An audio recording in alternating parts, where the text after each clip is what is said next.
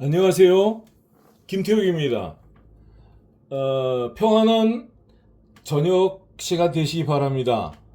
어, 오늘은 통영 지원에서 어, 그 통영경찰서에 6사람이 저를 무고죄 명예훼손으로 고소를 해서 공판에 걸려 있는데요. 아무튼 거기에 관련되는 사항을 말씀드리겠습니다. 이 무고죄는 범죄 성립 요건에 보면 무고의 고의라는 인식이 있어야 돼요.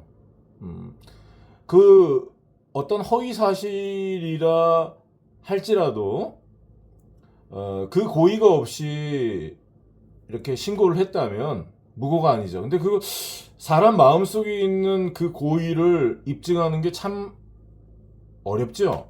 어떻게 그걸 입증할 수 있어요? 물론 이제 통영경찰서에서 지금 행하고 있는 이런 일들은 아무리 고의가 없다고 해도 고의를 회피할 수 없습니다. 예를 들어서 사기죄는 어떤 사람을 기망해서 기망은 이제 착각 상태에 빠뜨리는 거거든요. 그래서 그 사람의 금전을 편취해야 됩니다. 그냥 일반 거짓말이라든지 그러면 안 되고 뭐 그런 건 성립이 안 되고 기망을 해서 상대방을 착각에 빠뜨려서 금전을 편취해야 되는데 그것만으로도 안 돼요. 그 사기꾼이 상대방의 금전을 편취하기 위한 그리고 그걸 영득 의사를 가지고 영득 의사를 그거 뺏어서 속여서 갖고 싶은 그래서 돈을 벌고 싶은 그런 목적으로 해야 되는 거예요. 그러니까 그거 고의거든요. 예, 그 고의를 입증하는 게 사기죄에서 어려운 거죠. 그러니까 이 사기죄에 그 중간에 이렇게 부정이 개입될 가망성이 참 크다고 생각합니다. 그래서 우리나라 이 사기 범죄가 막 늘어나는 것은 이 가운데 변호사, 경찰서 뭐 이렇게 하면 개입되면 큰 사기 사건 같은 경우에 그 뭐 큰 사기 사건을 한번 일으켜서 이렇게 부정하게 해보겠다. 사실은 우리나라 이런 현실정에서 빠져나가기가 너무 쉬운 거죠. 몇백억씩 몇십억씩 해먹고 그거 뭐 조금 그 돈을 쓴다고 생각하면 그건 뭐 사기죄 성립도 안 되는 거죠. 어떤 그런데 이제 예를 들어서 운전자 바꿔치기를 해서 보험 적용이 안 되는 사람이 보험금을 타냈다. 근데 그거를 어떻게 고의가 아니라고 말할 수 있겠어요? 운전자 바꿔치기 행위를 장난으로 하지 않잖아요. 그 자체가 형사범죄인데. 그래서 그 고의는 운전자 바꿔치기로 입증이 되는 것입니다. 운전자 바꿔치기를 그 범인을 도피시키기 위한 목적으로 하죠. 어떤 운전 과실이 있거나 그랬을 때, 뭐 음주운전을 했다든지 그랬을 때, 또 보험 사기를 치려고 하는 경우도 있고요. 그래서 운전자 바꿔치기를 하고 보험금을 타서 챙겼다든지 운전자를 바꿔갖고 속여가지고 다른 사람한테 금전을 편취했다든지 그러면 사기죄가 이게 아주 빠져나갈 수 없는 거죠. 근데 통영경찰서가 저를 무고죄로 고소했는데요. 여기 이제 공소장이 여기 있습니다. 나중에 확대해서 한번 보십시오. 여기 보면 뭐 경찰 수사관들에 이랬거든요. 수사관들 6사람이 저를 무고죄로 고소했습니다. 그 고소 내용이 뭐냐면 블랙박스 영상을 위조, 변조, 은닉한 사실이 없대요. 저는 이미 많이 말씀드렸지만 통영경찰서에서 22년 12월 26일 날 위조 변조한 휴대폰 영상을 사용했습니다. 그리고 그때까지도 블랙박스가 있었음에도 불구하고 블랙박스 원본을 은닉하고 보여주지 않았어요. 그리고 23년 3월 15일 아까 그 녹음을 들려드렸는데 교통과 한 중간 정도 되는 사람이 없앴다고 했습니다. 그래서 제가 이제 이 녹음을 들려드릴게요. 이게 본인들이 영상을 제출받아서 확인하고 없앴다고 말했습니다. 그리고 휴대폰 영상을 사용했어요. 블랙박스 원본을 안 사용하고. 그리고 허위 공문서 굉장히 많습니다. 제가 뭐 이걸 하나하나 보여드리면 너무 많아요. 그래도 보여드릴게요. 이왕 여기 보시면 교통사고 보고서, 교통사고 발생 사항 보고서 이것뿐만이 아니라 많은데 요게 가장 손쉬우니까 뭐 요걸로 설명을 드릴게요. 여기 보면 사고 차량 운전자가 이게 아반떼차 최라고 되어 있는데 사실 이 최라는 사람이 운전하지 않았습니다. 그리고 여기 이제 계장, 뭐 과장, 담당 이런 사인을 했고요. 뭐 이런 문서 작성자, 접수자 이렇게 서명을 했고, 이게 이제 허위죠. 여자가 운전을 했으니까. 근데 여기 보시면 운전자가 아반떼차 운전자가 권 씨입니다. 그래서 이 자체가 허위예요. 운전자 바꿔치기를 문서상으로 확인할 수 있는 겁니다. 뭐 나중에 또 변명을 하겠죠. 이거 몰랐었다고. 이건 몰랐었다고 그러겠죠. 나중에 오타라고. 뭐 그럴지라도 아무튼 여기에 운전자 바꿔치기가 나타나잖아요. 그리고 이것이 허위 사실이잖아요. 또 여기에 동승자가 0명으로 되어 있습니다. 여기 이 차에 5명 타고 있었습니다. 또 여기도 아반떼차에 승차 인원이 0명으로 되어 있어요. 5명 타고 있었습니다. 이 자체가 허위예요. 그리고 이 문서를 썼던 시기가 요 문서를 작성했던 요런 10월 20일 요런 때에 중상 매주 이런 것들이 여기 경상 2주 뭐 상해 없음 경상 2주 이렇게 진단서가 제출된 것처럼 나오는데요. 진단서가 11월 한 말 정도에 제출이 됐어요. 요거는 이제 10월 20일이잖아요, 이게. 그래서 요것도 또 뭐라고 오타라고 또 아니면 또 다른 변명거리를 좀 찾아 놓으세요. 통영경찰서 분들. 그래야지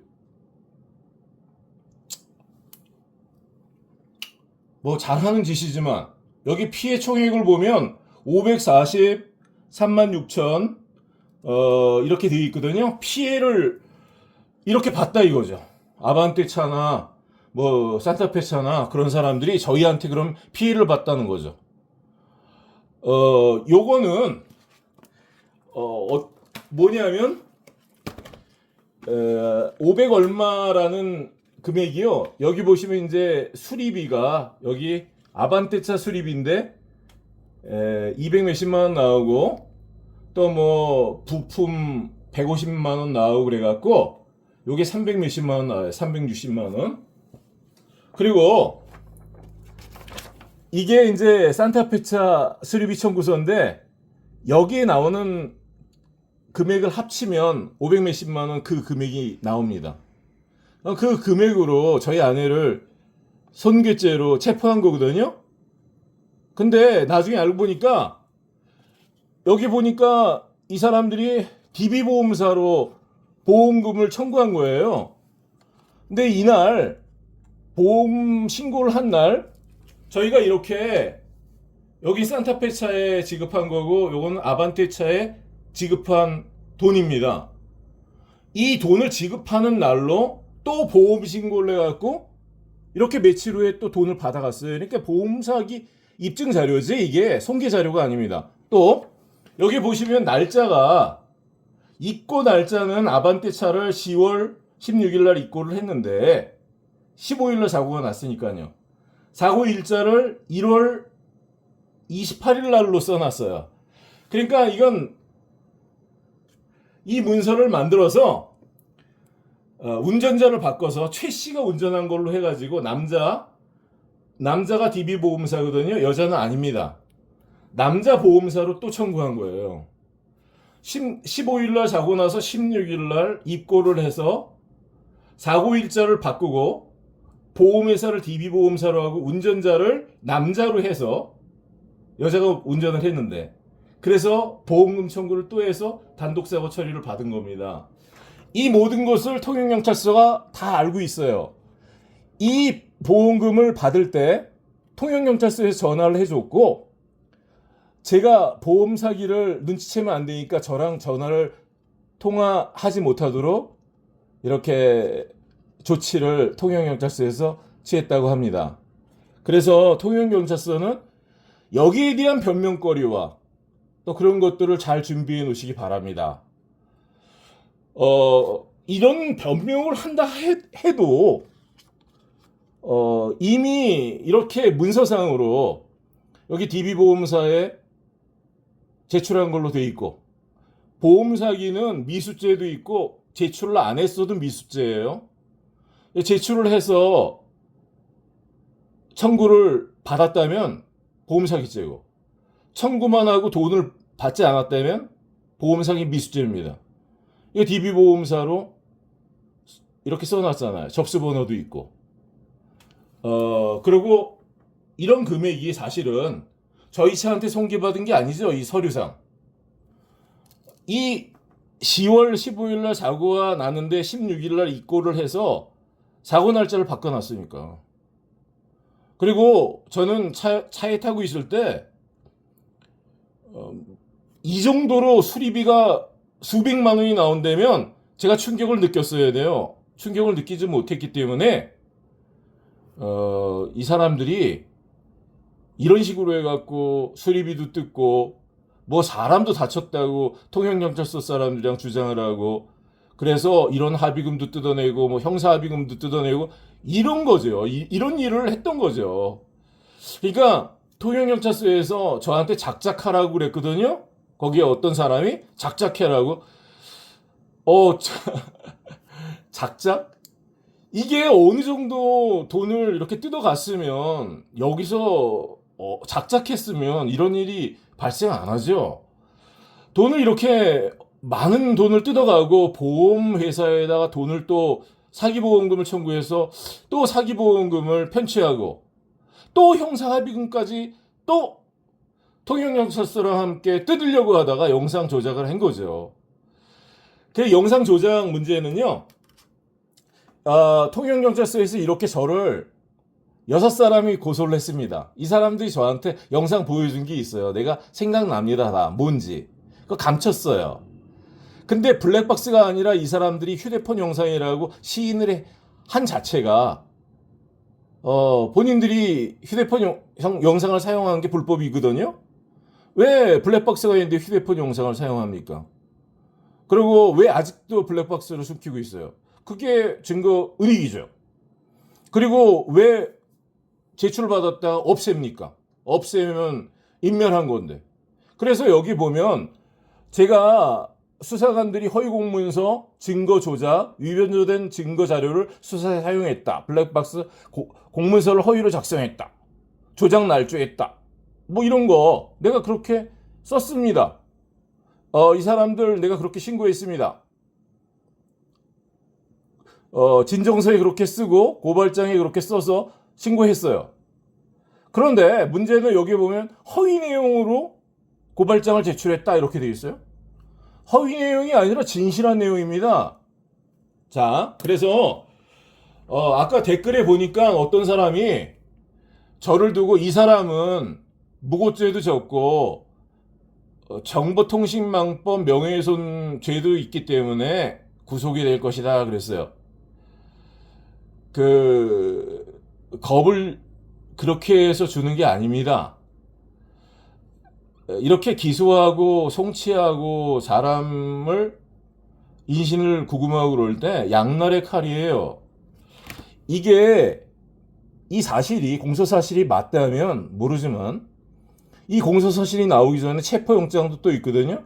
거기에 범죄 사실이 있는데 그런 것들이 증거에 부합하지 않는 이런 범죄 사실들이 써 있다면 이걸 작성한 사람, 행사한 사람, 그 수많은 사람들 나중에 그냥 넘어갈 수 없어요. 그거 아니까 여기서 이름을 다 뺐지. 여기 그 체포영장에는 6사람 이름이 나옵니다. 근데 여기는 지금 2사람 이름만 들어가 있어요.